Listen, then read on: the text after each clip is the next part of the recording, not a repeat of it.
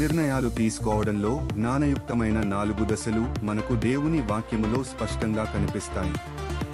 మొదటిగా, దేవుడు ఆజ్ఞాపించిన చోట విధేయత చూపడం అవసరం. బైబిల్లో ఉన్న నైతిక బోధనల ప్రకారం మన నిర్ణయాలు ఉండాలి. రెండవ దశలో, దేవుడు ఆజ్ఞ ఇవ్వని విషయాల్లో మనకు స్వేచ్ఛను ప్రసాదిస్తాడు.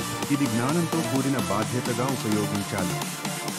మూడవ దశలో, మన నిర్ణయాలు పరిపక్వతతో ఉండాలి. అందుకోసం ప్రార్థన, సలహా మరియు బైబిల్ ఆధారంగా నిర్ణయం తీసుకోవాలి.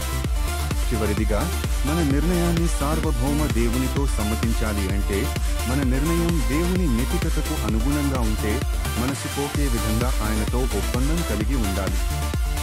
ఈ విధంగా దేవుని రుచి ప్రకారం నిర్ణయాలు తీసుకుంటూ ఆయన వాక్యంతో జీవితం నడిపించాలి.